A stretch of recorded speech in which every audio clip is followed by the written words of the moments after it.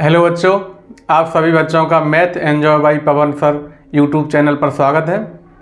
बेटा हम 10th class का मैथ पढ़ रहे थे जिसमें हमने एक्सरसाइज 1.1 पूरी पढ़ ली थी। आज हम लोग बेटा एक्सरसाइज 1.2 पढ़ने वाले हैं। एक्सरसाइज 1.2 का पहला सवाल बेटा इस प्रकार से है। पहला सवाल है बेटा, निम्नलिखित संख्याओं को निम्नलिखित संख्याओं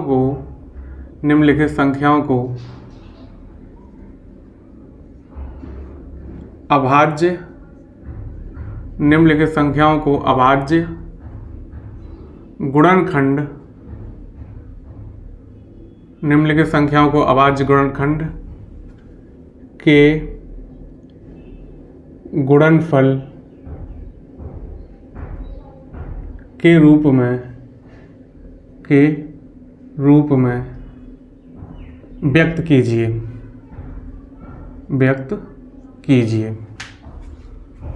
कीजिए। पहला सवाल बेटा हमारा किस प्रकार से है कि निम्नलिखित संख्याओं को अभाज्य गुणनखंड के गुणनफल के रूप में व्यक्त कीजिए। तो बेटा वो एक्चुअली ये कह रहा है कि हमें कुछ संख्याएं दी जाएंगी, उसे हमें इस प्रकार से तोड़ना है, वो संख्या अभाज्य संख्याएं हों, कैसी हों, अभाज्य संख्या हों, और उसे गुणनफल के रूप में व्यक्त कर देना है। निम्नलिखित संख्याओं को अभाज्य गुणनखंडों के गुणनफल के रूप में व्यक्त कीजिए। ठीक है, निम्नलिखित संख्याओं को अभाज्य गुणनखंडों के गुणनफल के रूप में व्यक्त कीजिए।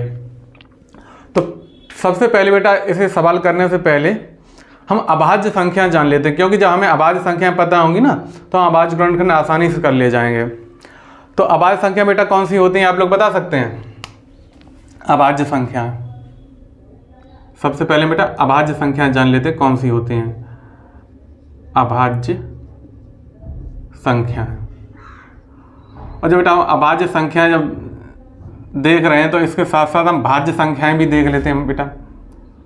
भाज्य संख्याएं, अभाज्य संख्याएं और भाज्य संख्याएं, इनकी थोड़ी थोड़ी हम जानकारी ले लेते हैं। अभाज्य संख्या बेटा वे संख्याएं होती हैं जिन संख्याओं के मात्र 2 गुणनखंड होते हैं।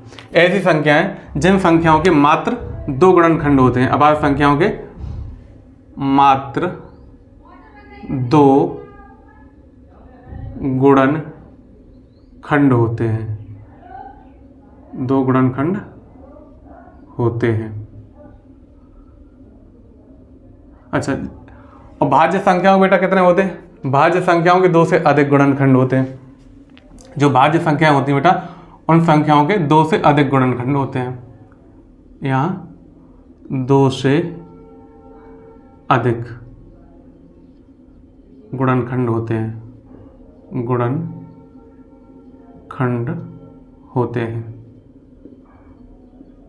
अभाज्य संख्याओं में मात्र 2 गुणनखंड होते हैं और भाज्य संख्याओं में 2 से अधिक गुणनखंड होते हैं। एग्जाम्पल के रूप में हम बेटा अगर देखना चाहें तो हमारी अभाज्य संख्याएं कौन कौन सी हो जाएंगी? एग्जाम्पल के रूप में हमारी अभाज्य संख्याएं हो जाएंगी, जैसे 2 है बेटा, 2 है। 2 किस किस से कटने वाली है? किस किस से 2 कट सकती है? 2 या तो 1 से कटेगी या 2 से कटेगी। तो इसके मात्र 2 ही गुणनखंड हुए। जो संख्या 2 है ये या तो 1 से कटेगी बेटा या ये स्वयं 2 से कटेगी। इसके अलावा तीसरा कोई इसका गुणनखंड नहीं होगा। तो 2 क्या है? एक अभाज्य संख्या है बेटा। ऐसे ही 3 देखें हम, 3 क्या है? 3 भी हमारी या तो 1 से कटेगी या ये 3 स्वयं से कटेगी, खुद से कटेगी। ये भी अभाज्य संख्या है। 3 के बाद बेटा क्या आता है? 4। 4 क्या है? 4 एक हमारी भाज्य संख्या हो जाएगी। क्यों हो जाएगी? क्योंकि 4 हमारी किस किस से कटेगी? 4 एक तो हमारी 1 से कटेगी, 4 हमारी एक तो 2 से कटने वाली है और 4 हमारी खुद 4 से कटेगी। तो इसे हम क्या कह सकते हैं? ये भाज्य संख्या है। 2 से अधिक गुणनखंड होते हैं किसके? भाज्य संख्या के। तो 2 से अधिक कौन कौन से हो गए? 1, 2, 4। अब 2 से अधिक कितने हैं? 2 से अधिक 3 हैं, 4 हैं, 5 हैं, उससे कोई लेना देना नहीं है, लेकिन 2 से अधिक होंगे। 4 के बाद बेटा क्या आती है संख्या? 5। 5 देखो, 5 किस किस संख्या से कट जाएगी? 5 या तो 1 से कटेगी या 5 बेटा स्वयं 5 से कटेगी। तो ये भी कैसी हो जाएगी? ये भी हमारी अभाज्य संख्या हो जाएगी। 5 के बाद क्या आता है बेटा? 6 आता है। 6 किस किस से कटेगा? 6 या तो 1 से कटेगा, या 2 से कटेगा, या 3 से कटेगा, या खुद ये 6 से ही कट जाएगा। तो यहाँ देखो 2 से अधिक गुणनखंड है, इसके कितने गुणनखंड, 1 2 3 4, यहाँ 1 2 3। तो 2 से अधिक गुणनखंड रखने वाली संख्या जो है भाज्य संख्या होती है, और मात्र 2 गुणनखंड रखने वाली संख्या बेटा अभाज्य संख्या होती है। तो मुझे लगता है आप लोगों ने इसे अच्छे से समझ लिया होगा। इसके बाद जैसे अब 7 आ जाएगा, तो 7 किस किस से कटेगी, 7 या तो बेटा 1 से कट जाएगी, या 7 खुद 7 से कटेगी, ये भी अभाज्य संख्या हो जाएगी।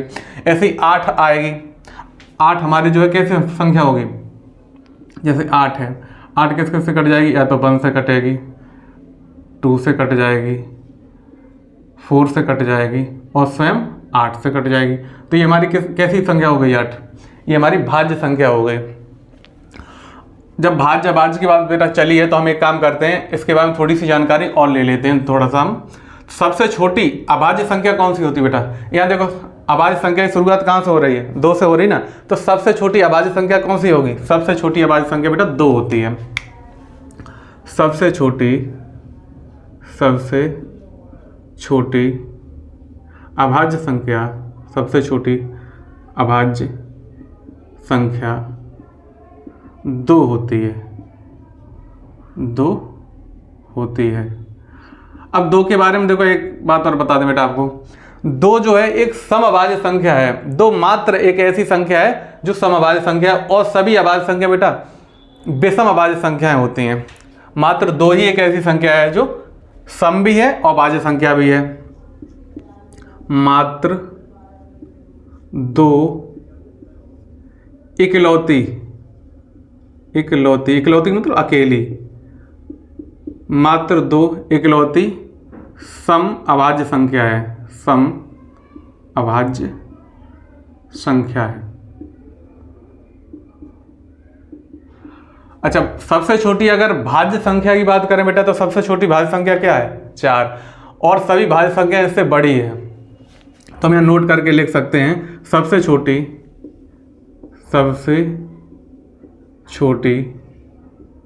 भाज्य संख्या, सबसे छोटी भाज्य संख्या 4 होती है, 4 है। सबसे छोटी भाज्य संख्या बेटा क्या है, 4 है। अच्छा, अब आप लोग जो सोच रहे होंगे सर जी 1 की तो आपने कोई बात ही नहीं की। 1 जो है बेटा वो मात्र 1 से ही कटता है, उसके मात्र 2 गुणनखंड नहीं है और 2 से अधिक भी नहीं है। तो हम ये कह सकते हैं 1 जो है ना ही भाज्य और ना ही अभाज्य। नोट में लिख देते हैं बेटा, नोट 1 जो है न भाज्य है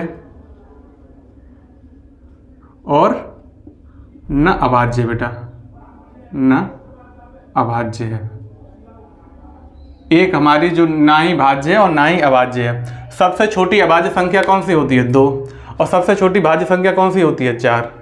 ठीक है, और सम अभाज्य संख्या मात्र 1 सम अभाज्य संख्या क्या है, 2। तो मुझे लगता है बेटा आप लोगों ने भाज्य अभाज्य के बारे में ये कॉन्सेप्ट समझ लिया होगा। हम लोग क्या करेंगे, कुछ जो हमारे सवाल नंबर 1 है उसकी हम चर्चा करेंगे। ठीक है, हम इसे बिगाड़ देते हैं। आप लोगों को नोट करना है तो नोट कर लो, और हम इसे बिगाड़ देते हैं बेटा। हमारा सवाल क्या है एक्चुअली, निम्नलिखित संख्याओं को अभाज्य गुणनखंडों के गुणनफल के रूप में व्यक्त कीजिए। तो जो हमारी जो अभाज्य संख्याएं थी, इन संख्याओं में उसे तोड़ना है जो संख्या में दी जाएंगी, और उसके बाद उसे गुणनफल के रूप में व्यक्त कर देना है। तो सबसे पहला जो हमारा सवाल है, उस सवाल में 5 पॉइंट है बेटा। कितने पॉइंट हैं, 5 पॉइंट हैं।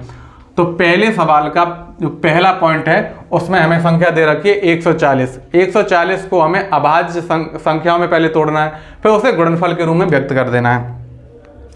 तो पहला सवाल बेटा क्या है हमारा, पहले सवाल का पहला पॉइंट है कि 140 को अभाज्य संख्याओं के गुणनफल के रूप में तोड़ना है। तो इसे तोड़ने के लिए हमें क्या विभाज्यता के रूल पता होने चाहिए बेटा, तो फिर हम इसे आसानी से तोड़ पाएंगे। तो ये बताओ ये किससे विभाजित हो जाएगी, 140 जो संख्या है बेटा ये किस संख्या से विभाजित हो जाएगी, कोई बच्चा बता सकता है। देखो 1 से तो सभी संख्याएं विभाजित हो जाती हैं, तो 1 से हम भाग नहीं देंगे। 1 के बाद क्या आता है, 2।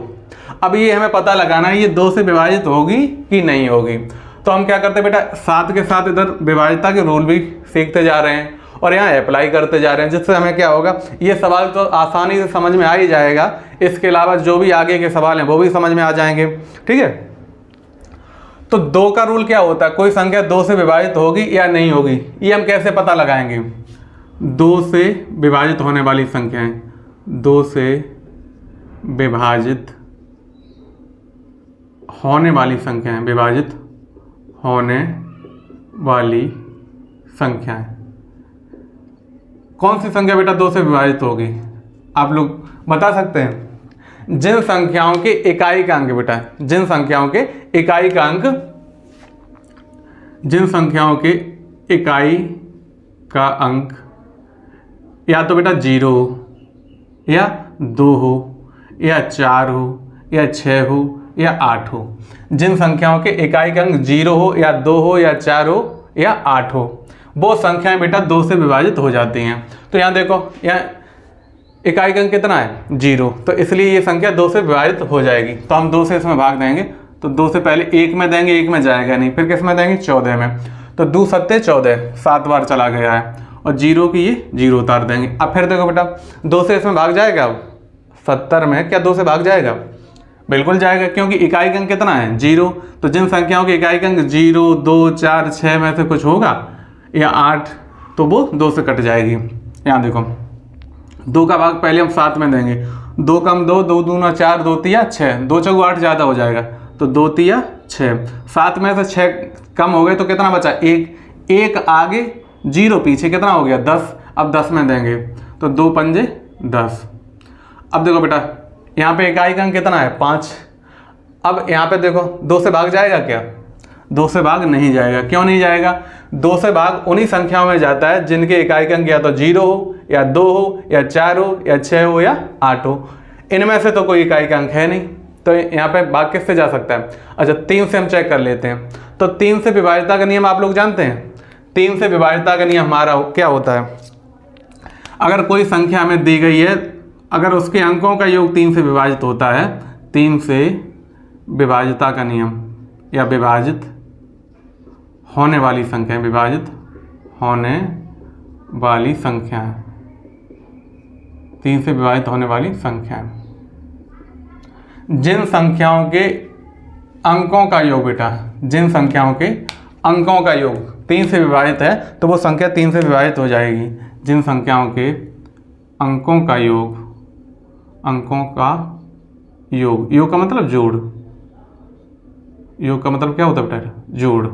जिन संख्याओं के अंकों का योग 3 से विभाजित हो, 3 से विभाजित हो, वो संख्या बेटा 3 से विभाजित हो जाएंगी।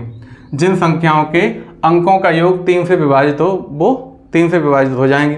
तो यहाँ देखो 35 हमें दिया गया, इसके अंकों के योग कर लेते हैं। 3 + 5 कितना हो गया, 3 + 5 8 हो गया है। ये 8 बेटा 3 से विभाजित है, नहीं है ना, 3 कम 3, 3 दूनी 6, 3 त्रिगु 9, 8 3 से विभाजित नहीं है, तो ये संख्या 3 से विभाजित नहीं होगी। अच्छा अब 3 के बाद बेटा क्या आता है 4। 4 के विभाज्यता का नियम क्या होता है आप लोग जानते हैं। यदि किसी संख्या के पीछे के 2 अंक, यदि किसी संख्या के पीछे के 2 अंक अगर 4 से विभाजित हैं तो पूरी संख्या 4 से विभाजित हो जाएगी।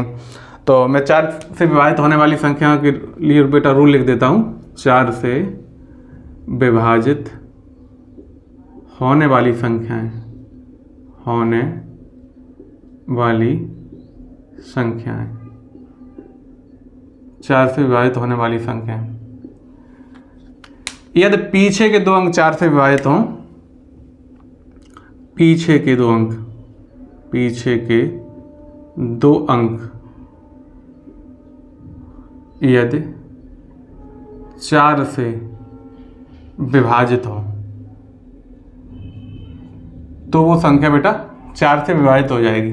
तो पीछे के 2 अंक मतलब यहाँ तो 2 ही अंक है, लेकिन 2 से अधिक अंक होते तब भी हम पीछे के 2 ही अंक लेते। तो यहाँ देखो 35 जो है 4 से विभाजित है, 4 8 32 और 4 9 36, 4 से विभाजित नहीं है। अच्छा अब 5 से देखो, ये बेटा 5 से विभाजित होगी, हाँ ये 5 से विभाजित हो जाएगी। क्यों, 5 7 35। लेकिन हम 5 से विभाज्यता का नियम क्या होगा बेटा, 5 से विभाजित होने वाली संख्या कौन कौन सी होंगी। 5 से विभाजित होने वाली संख्या, विभाजित होने वाली संख्या, 5 से विभाजित होने वाली संख्या। ये तो बेटा इकाई का अंक जो संख्या में दे रखी है उसके इकाई का अंक या तो 0 हो या 5 हो, तो वो संख्या 5 से विभाजित हो जाएगी। इकाई का अंक 0 हो या 5 हो, जिन संख्याओं के इकाई का अंक 0 हो या 5 हो वो संख्या बेटा 5 से विभाजित हो जाती हैं। तो यहाँ देखो इकाई का अंक कितना है, 5 है, तो ये 5 से विभाजित हो जाएगी, 5 सत्ते 35। अच्छा अब ये किससे कटेगी, अब ये 7 से ही कटेगी, क्योंकि 7 एक अभाज्य संख्या है, इसलिए इसमें या तो 1 से भाग जा सकता है या 7 से, तो 7 एकम 7। अच्छा 140 को बेटा हम क्या लिख सकते हैं, 140 को हम लिख सकते हैं 2 गुणा 2 गुणा 5 गुणा 7, 2 गुणा 2 गुणा 5 गुणा 7। तो मुझे लगता है पहले सवाल का पहला पॉइंट आप लोगों को बहुत अच्छे समझ में आ गया होगा। अगर इसे हम करना चाहते बेटा तो ये 1 मिनट का भी सवाल नहीं था, लेकिन जिन बच्चों को ये नहीं मालूम था तो उनके लिए ये चीज़ें बताना बहुत ज़रूरी थी। यहाँ तो ये छोटा सा सवाल था बेटा, अब आगे के सवाल थोड़े से बड़े बड़े हैं, और इन सवालों के अलावा जितने भी इस दुनिया में इस तरह के सवाल बने हैं, अगर आप लोगों को ये नियम पता है तो आप इस तरह के सवालों को बेटा आसानी से कर ले जाएंगे। तो अच्छी तैयारी के लिए बेटा क्या होता है, थोड़ा समय तो लगता है, कॉन्सेप्ट सीखने में थोड़ा समय लगता है, लेकिन अगर कॉन्सेप्ट हमें आ गया ना तो उस तरह के हम कितने भी सवाल कर ले जाएंगे। ठीक है, तो बेटा हम पहले सवाल का दूसरा पॉइंट करने वाले हैं। तो दूसरा पॉइंट जो है बेटा 156 को हमें अभाज्य संख्याओं के गुणनफल के रूप में व्यक्त करना है। 156 को अभाज्य संख्याओं के गुणनफल के रूप में व्यक्त करना है। तो पहले सवाल का दूसरा पॉइंट क्या है, 156 को अभाज्य संख्याओं के गुणनफल के रूप में व्यक्त कीजिए। अच्छा अब 156 में बेटा देखो एक का तो भाग सब में चला जाता है, तो एक का तो भाग हम नहीं देंगे। एक के बाद क्या आता है 2, 2 का भाग देखो बेटा यहाँ जाएगा कि नहीं जाएगा, 2 का भाग जाएगा। क्यों जाएगा, जिन संख्याओं के इकाई का अंक या तो 0 हो या 2 हो या 4 हो या 6 हो या 8 हो, उन संख्याओं में 2 से भाग चला जाता है। तो यहाँ इकाई का अंक बेटा क्या है 6 है, तो यहाँ पे 2 से भाग चला जाएगा। तो 2 का भाग पहले 1 में देंगे, 1 में नहीं जाएगा।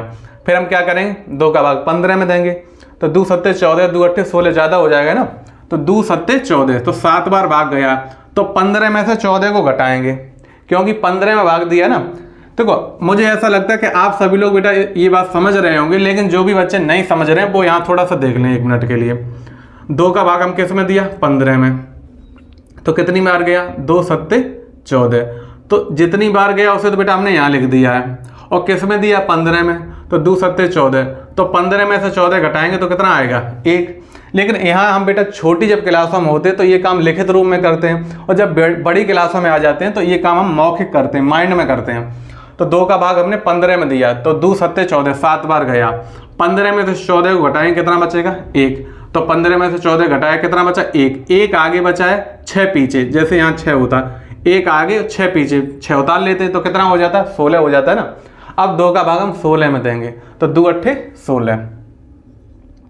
अब तो आप लोग इस बात को समझ गए होंगे। अब देखो बेटा 78 में बताओ 2 से भाग जाएगा कि नहीं जाएगा, बिल्कुल जाएगा, क्योंकि इकाई का अंक कितना है 8 है। अगर इकाई का अंक 0, 2, 4, 6, 8 में से कुछ होता है तो 2 से भाग चला जाता है, तो यहाँ 2 से भाग जाएगा। तो 2 से पहले हम बेटा 7 में भाग देंगे, तो 2 तिया 6, 2 चौगु 8 ज़्यादा हो जाएगा, 2 तिया 6, 3 बार गया 3 तो यहाँ लिख दिया, और 7 में से 6 घटा लो 1 बचा, 1 आगे 8 पीछे कितना हो गया 18, तो 2 निम 18, 2 निम 18। अच्छा अब देखो बेटा 2 से जाएगा यहाँ बताइए 39 में 2 से भाग जाएगा, नहीं जाएगा। क्यों नहीं जाएगा, क्योंकि यहाँ पे इकाई का अंक कितना है 9, और इकाई का अंक कितना होना चाहिए 0, 2, 4, 6, 8 में से कुछ होगा तो ही 2 से भाग जाएगा, अन्यथा 2 से भाग नहीं जाएगा। तो यहाँ जो है 2 से भाग नहीं जाएगा। अब 2 के बाद क्या आता है 3, 3 से देखो बेटा इसमें भाग जाएगा। आप लोग सोच रहे होंगे सर जी यहाँ 9 है पीछे, तो 9 में 3 से चला जाता है तो पूरी संख्या में 3 से भाग चला जाएगा। अच्छा अब देखो जैसे 19 है, तो यहाँ भी तो 9 है, तो इसमें 3 से चला जाएगा भाग, नहीं जाएगा ना। तो ये केवल 2 का नियम होता है कि इकाई के अंक में अगर हमारा 0, 2, 4, 6 या 8 में से कुछ है तो 2 से विभाजित हो जाती। 3 का ये रूल नहीं होता है। 3 का रूल होता है अगर अंकों का योग 3 से विभाजित है तो वो संख्या 3 से विभाजित हो जाएगी। तो अंक कितना? 3 + 9। 3 + 9 बेटा कितना होता है? 12। 12 में बताओ 3 का भाग जा रहा है 3 × 12। ठीक है, तो यहाँ 3 से विभाजित हो जाएगी। अब यहीं साथ साथ बेटा एक बात और बता दें, अगर ये भी योग बेटा अगर अधिक आ जाता, काफ़ी बड़ा आ जाता, तो हम क्या कर देते? दोबारा अंकों के योग फिर निकाल लेते। देखो अब ये कितना हो गया? 3। अब 3 में बताओ 3 से भाग जा रहा है? बिल्कुल जा रहा है। तो ये संख्या हमारी पूरी बार 3 से कट जाएगी। तो 3 से हम बेटा भाग देते हैं तो कितनी में आ जाएगा? 3 × 1 = 3 और 3 × 3 = 9। अब कितना आ गया? 13। 13 में बताओ बेटा 3 से भाग जाएगा? 13 में 3 से भाग नहीं जाएगा। 13 एक अभाज्य संख्या है और इसमें सिर्फ 13 से ही भाग जाएगा। तो 13 × 1 = 13, 13 × 1 = 13। तो पूरी बार बेटा कट गया। तो 156 को हम क्या लिख सकते हैं? 2 × 2 × 3 × 13। क्या लिख सकते हैं? 2 × 2 × 3 × 13। ठीक है, तो मुझे लगता है आप लोगों ने पहले सवाल का दूसरा पॉइंट बहुत अच्छे से समझा होगा। हम लोग क्या करेंगे? पहले सवाल का तीसरा पॉइंट करने वाले हैं 3825। पहले सवाल का तीसरा पॉइंट है, उसमें हमें एक संख्या दी गई है 3825। बेटा हम इसे बिगाड़ने वाले हैं। पहले आप लोग खुद किया करें, वीडियो को पॉज कर लिया करें, पहले आप खुद किया करें, उसके बाद नहीं समझ में आए तो फिर देख लिया करें। और आप लोग कॉपी और पेन लेके हमारी क्लास में बैठा करें बेटा। तो क्या होता है, साथ के साथ हम अपने नोट भी करते जाएंगे और पढ़ते भी जाएंगे। तो पहले सवाल का तीसरा पॉइंट बेटा क्या है? 3825। तो 3825 को अभाज्य संख्याओं के गुणनफल के रूप में हमें व्यक्त करना है। 3825, यहाँ देखो बेटा 3825 है, इसमें आप पता लगाएं कि इसमें किस संख्या से भाग जाएगा। 1 से तो भाग सभी संख्याओं में चला जाता है, तो 1 से तो भाग हम नहीं देंगे। 1 के बाद क्या आता है? 2। तो 2 से देखो बेटा जाएगा यहाँ भाग। इकाई का अंक कितना है? 5। तो 2 से भाग नहीं जाएगा। 2 से भाग जाने के लिए क्या होना चाहिए? या तो इकाई का अंक बेटा 0 हो, या 2 हो, या 4 हो, या 6 हो, या 8 हो। यहाँ इकाई का अंक कितना है? 5। तो यहाँ 2 से भाग नहीं जाएगा। तो 2 के बाद हम कैसे चेक करेंगे? 3 से चेक करेंगे। 3 से हमें कैसे पता चलेगा इसमें 3 से भाग जाएगा या नहीं जाएगा? यदि अंकों का योग है, अंकों का जोड़ है, अगर 3 से विभाजित है तो वो संख्या 3 से कट जाएगी। तो यहाँ हम चेक करते हैं बेटा, अंकों का योग करते हैं। 3 + 8 + 2 + 5 जोड़ो। 3 और 8 कितना हो गया? 11। 11 और 2 13। 13 और 5 18। 18 में बेटा 3 से भाग जाता है, इसलिए इस संख्या में 3 से भाग जाएगा। चलो बेटा हम 3 से भाग देते हैं। यहाँ पे 3 × 1 = 3। 8 में देंगे 3 दूना 6। ठीक है, अब कितना बचेगा? यहाँ से 8 में से 6 गया तो 2 बचा। 2 आगे 2 पीछे 22 हो गया, 22 में देंगे। 3 × 7 = 21। 1 बच गया यहाँ से। 3 × 5 = 15। 3 × 5 = 15। अब फिर चेक करेंगे बेटा 3 से भाग जाता है कि नहीं जाता है। फिर अंकों का योग करके देखते हैं। 1 धन 2 धन 7 धन 5। 1 और 2 3, 3 और 7 10, 10 और 5 15। 15 में बेटा 3 से भाग जाता है? बिल्कुल जाता है। तो 3 से भाग यहाँ भी जाएगा। ठीक है, 3 का भाग 1 में तो नहीं जाएगा, 12 में देंगे। 3 × 4 = 12। फिर क्या करेंगे? 7 में देंगे। 3 दूना 6। तो 7 में से 6 कम हो गए तो 1 बचा। 1 आगे 5 पीछे 15 हो गए। अब 3 का भाग 15 में देंगे। 3 × 5 = 15। अच्छा अब बेटा फिर चेक करते हैं 3 से भाग इसमें जाएगा कि नहीं जाएगा। अंकों का योग करेंगे। 4 धन 2 धन 5। 4 और 2 6, 6 और 5 11। 11 में बेटा 3 से भाग जाता है? 11 में 3 से भाग नहीं जाता है, इसलिए 425 में भी 3 से भाग नहीं जाएगा। अच्छा 3 के बाद अब क्या आता है बेटा? 4। 4 का रूल क्या था? 4 का रूल था पीछे के यदि 2 अंकों में 4 से भाग जाता है तो पूरी संख्या में 4 से भाग जाएगा। तो पीछे के 2 अंक क्या हैं? 25। 25 में देखो 4 का भाग जाता है? 4 × 6 = 24 और 4 × 7 = 28। बिल्कुल नहीं जाता है। ठीक है, और देखो बेटा 2 से भी नहीं गया था भाग, ऊपर ही 2 से नहीं गया था, तो इसलिए भी 4 से नहीं जाएगा, क्योंकि 4 2 से कटता है। ठीक है, लेकिन 4 का अपना एक अलग से भी रूल है। अगर पीछे की 2 संख्या 4 से कटती हैं तो पूरी संख्या 4 से कट जाएगी। तो फिर अच्छी तैयारी के लिए थोड़ा समय तो लगता है, लेकिन जब हमारी तैयारी अच्छी हो जाती है फिर हमें इन सवालों करने में बिल्कुल भी समय नहीं लगेगा। ठीक है, तो 4 का भाग तो बेटा इसमें नहीं गया। 4 के बाद क्या आता है 5, 5 से देखो जाएगा कि नहीं। 5 का नियम होता है कि अगर इकाई अंक 0 हो या 5 हो, 0 हो या 5 हो, तो ये 5 से कटेगी। तो इकाई अंक देखो बेटा कितना है 5 है, तो ये 5 से कट जाएगी। तो 5 का भाग 4 में नहीं जाएगा तो 42 में देंगे। तो 5 अट्ठे 40 और 5 ने 45 ज़्यादा हो जाएगा। तो 5 अट्ठे 40, 42 में से 40 घटाएंगे क्योंकि 42 में दिया था ना, तो 2 बच जाएंगे, 2 आगे 5 पीछे, कितना हो गया 25, कितना हो गया 25। अब 5 का भाग 25 में देंगे तो 5 25। अब फिर देखो बेटा 85 में किस संख्या से जाएगा, 85 में किस संख्या से भाग जाएगा। इकाई अंक कितना है 5, अगर इकाई अंक 0 हो या 5 हो तो 5 से भाग जाता है, तो यहाँ भी 5 से भाग फिर चला जाएगा। तो 5 से भाग हम देते हैं, 5 एकन 5, 5 दूना 10 ज़्यादा हो जाएगा, 5 एकन 5, 8 में से 5 गया 3 बचा, 3 आगे 5 पीछे 35 हो गया, 5 सत्ते 35। अब 17 का, 17 में देखो बेटा किससे भाग जाएगा, 17 एक अभाज्य संख्या है, इसलिए अभाज्य संख्या या तो स्वयं से कटती है या 1 से कटती है, तो यहाँ 17 का ही भाग जाएगा। तो 17 एकन 17। अब 38 और 25 को बेटा हम किस तरह से लिख सकते हैं, 3 गुणा 3 गुणा 5 गुणा 5 गुणा 17। क्या लिख सकते हैं, 3 गुणा 3 गुणा 5 गुणा 17। ठीक है। तो हमने पहले सवाल का तीसरा पॉइंट जो हमारा था 38 और 25 को हमने अभाज्य संख्याओं के गुणनखंडों के रूप में व्यक्त कर दिया, अभाज्य गुणनखंडों के गुणनफल के रूप में बेटा हमने व्यक्त कर दिया है। ठीक है। अब हम लोग क्या करेंगे, पहले सवाल का चौथा पॉइंट करेंगे, इसे हम इरेज करने वाले हैं बेटा। पहले सवाल का चौथा पॉइंट क्या है, पहले सवाल का चौथा पॉइंट जो है उसमें हमें संख्या दे रखी है 5005। क्या संख्या दे रखी है 5005। 5005 को अभाज्य गुणनखंडों के गुणनफल के रूप में व्यक्त करवा रहा है बेटा हमसे, तो हम कर देंगे। चौथा जो पॉइंट है पहले सवाल का 5005। 5005 बेटा बताओ किस संख्या से कटेगी, इकाई का अंक देखो, सबसे पहले 2 से चेक किया करो, इकाई का अंक कितना है 5 है, तो ये 2 से नहीं कटेगी। 2 से कटने के लिए क्या इकाई का अंक होना चाहिए, या तो 0 या 2 या 4 या 6 या 8, तो इसलिए 2 से नहीं कटेगी। 2 के बाद क्या आता है 3, 3 से चेक करो ये कटेगी। 3 का रूल क्या होता है, यदि अंकों का योग 3 से विभाजित है तो वो संख्या 3 से कट जाएगी। अंकों के योग करो, 5 + 0 + 0 + 5 करेंगे तो कितना आएगा 10 आ जाएगा, तो 10 3 से नहीं कटता है ना, तो ये 3 से भी नहीं कटेगी।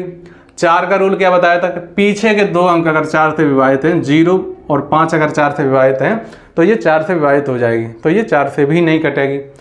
अच्छा 4 के बाद क्या आता है 5, अगर इकाई का अंक बेटा 0 हो या 5 हो तो ये संख्या 5 से कट जाएगी, क्योंकि इसके इकाई का अंक कितना है 5 है। तो 5 से बेटा हम जब भाग देंगे इसमें तो 5 एकन 5, 0 में 5 का भाग जाएगा 0, 0 में जाएगा 0 और 5 एकन 5, 1001 आ गया। 5 से भाग देने पे 1001 आ गया।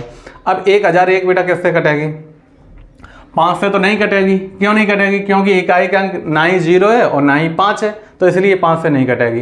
5 के बाद क्या आता है 6, 6 से बेटा ये कटेगी। 6 से कटने का रूल क्या होता है, 6 किससे बना होता है, 6 बेटा बना होता है 2 गुणा 3 से। अगर कोई संख्या 2 और 3 दोनों से कटती है तो वो संख्या 6 से कट जाएगी, क्योंकि 6 2 गुणा 3 से मिलकर बना होता है। तो ये संख्या बेटा पहले ना तो 2 से कटी और ना ही 3 से कटी, इसलिए ये 6 से भी नहीं कटेगी। आप लोग बेटा हमें कमेंट करके बता देना कि विभाज्यता के रूल जो है अलग से इनके लिए वीडियो बनाई जाए कि नहीं बनाई जाए। ठीक है, आप लोग बता देंगे तो हम बना देंगे अलग से वीडियो।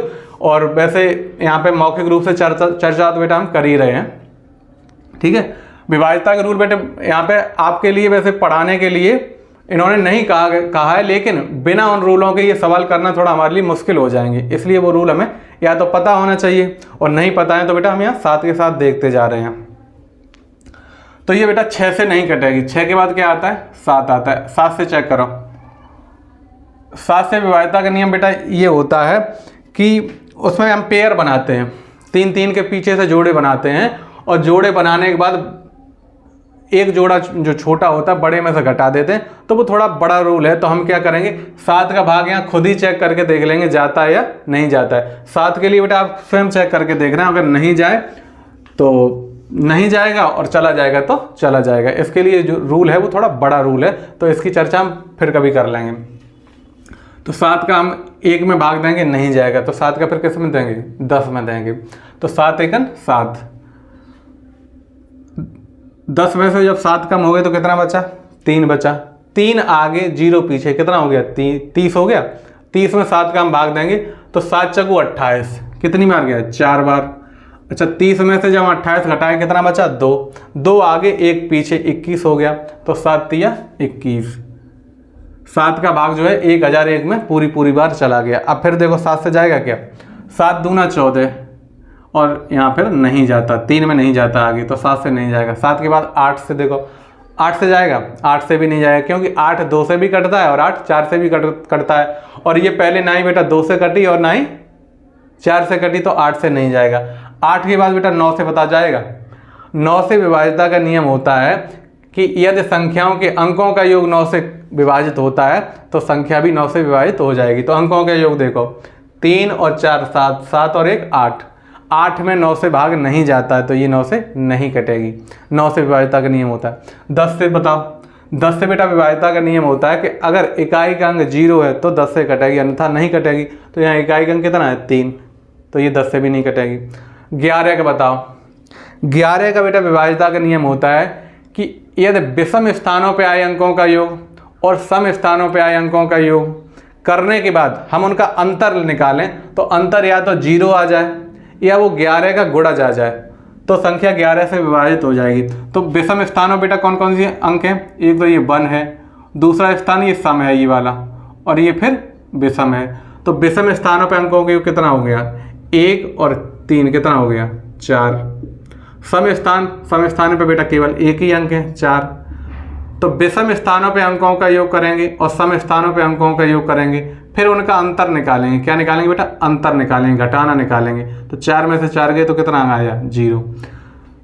सबसे पहले एक बार फिर देख लेते हैं। सबसे पहले क्या करेंगे, सम स्थानों पे जो अंक हैं उनका जोड़ निकालेंगे, विषम स्थानों पे अंक हैं उनका जोड़ निकालेंगे, उसके बाद अंतर निकालेंगे। अंतर या तो 0 आ जाए बेटा या 11 का कोई गुणा जा जाए, मतलब 11 कम 11, 11 दूनी 22, 11 तीय 33, 11 चौक 44, इस तरह का कोई संख्या आ जाए तो वो संख्या 11 से कट जाएगी। तो यहाँ बेटा कितना आ गया, 0, तो ये 11 से कट जाएगी। तो 11 के भाग बेटा हम देंगे किस में, पहले 14 में देंगे। तो 11 एकन 11, 14 में से 11 के कितने बचे, 3 बचे, 3 आगे 3 पीछे, तो कितना हो गया, 11 तिया 33। अब 13 एक अभाज्य संख्या है तो 13 बेटा 13 से ही कटेगी, 13 एकन 13।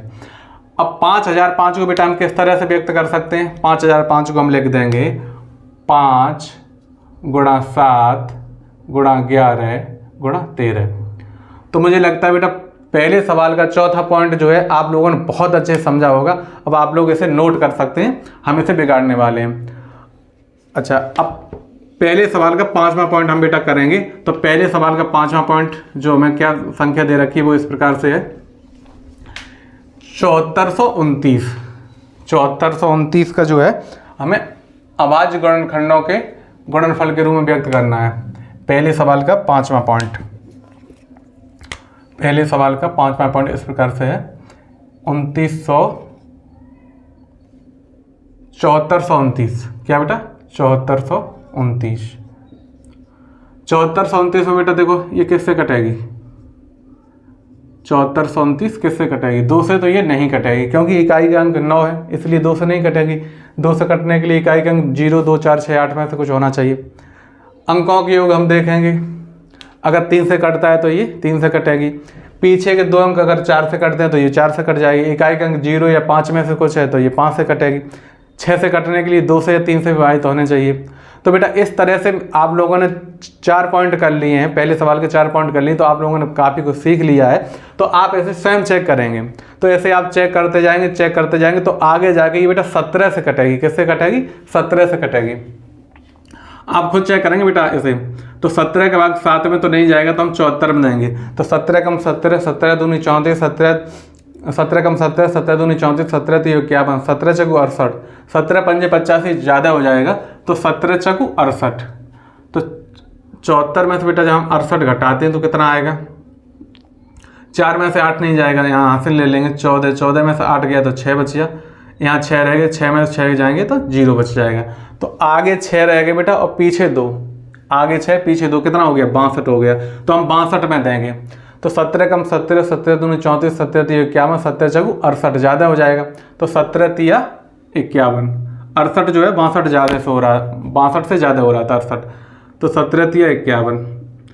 अच्छा 2 में से 1 गया, 1 बचा, 6 में से 5 गया, 1 बचा, आगे 11 पीछे 9, तो कितना हो गया आगे 11 पीछे 9, 119 हो गया। अब 17 का भाग 119 में देंगे। तो 17 कम 17, 17 दूनी 34, 17 3 51, 17 चौकू 68, 17 पंजे 85, 17 छक्के 102, 17 सत्ते 119, 17 सत्ते 119 हो जाएंगे बेटा। अब ये आप चेक करना किससे जाएगा। अब ये 17 से नहीं जाएगा, अब ये जाएगा बेटा 19 से। किससे जाएगा 19 से। तो 19 से भाग देंगे हम। 19 कम 19, 19 दूनी 38, 19 3 57, 19 3 57 ज़्यादा हो जाएगा। 43 में जाओ 19 से बेटा भाग देंगे तो कितनी बार जाएगा 19 कम 19, 19 दूना 38, 2 बार जाएगा, 19 दूना 38। तो 43 में से जब हम 19 घटाएंगे तो कितना आएगा, यहाँ 13 हो गया। 13 में से बेटा जब 9 गया तो कितना बचेगा 4, यहाँ रह गया कितना 3, 3 में से 1 गया तो 2। अच्छा आगे हमारा जो है 19 कम 19, 19 दूनी 38, 43 में से 38 घटाएंगे बेटा, 19 कम 19, 19 दूनी 38।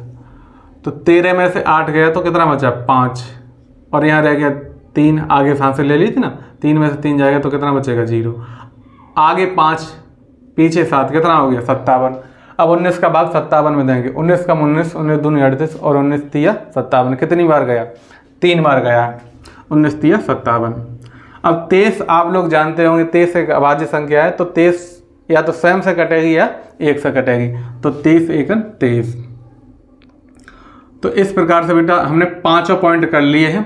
अब 7429 को हम क्या लिख सकते हैं 17 गुणा 19 गुणा 23, 17 गुणा 19 गुणा 23।